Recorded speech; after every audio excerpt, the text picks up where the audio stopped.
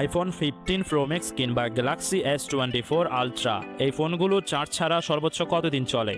একদিন, জোর করে 2 দিন। কিন্তু স্যামসাংয়ের এই ফোনটি চার্জার ছাড়া টানা 3 থেকে 4 দিন বেঁচে থাকতে পারে।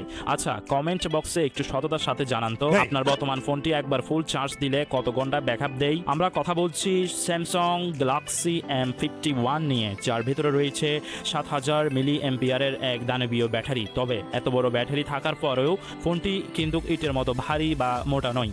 স্যামসাং এটা কিভাবে করলো জানেন? এখানে লুকিয়ে আছে আসল ইঞ্জিনিয়ারিং রহস্য। স্যামসাং এই ফোনে সাধারণত অ্যামোলেড ডিসপ্লে ব্যবহার না করে ব্যবহার করেছে সুপার অ্যামোলেড প্লাস ডিসপ্লে। এই প্লাস প্রযুক্তির কারণে ডিসপ্লে প্যানেলটি সাধারণত স্ক্রিনের চেয়ে প্রায় 13% বেশি পাতলা এবং ওজনের অনেক হালকা হয়। অর্থাৎ স্যামসাং স্ক্রিনের ওজন কমিয়ে সেই খালি জায়গায় ব্যাটারির সাইজ বড় করেছে। এর মানে আপনি যে ক্লিস্টার ক্লিয়ার স্ক্রিন দেখছেন সেটাই মূলত এই দানবীয় ব্যাটারিকে পকেটে নিয়ে ঘোরার সুযোগ করে দিচ্ছে।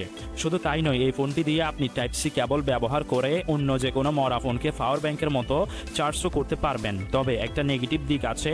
অফিসিয়ালি এই 128 জিবি ভেরিয়েন্টের দাম প্রায় 34,000 টাকা।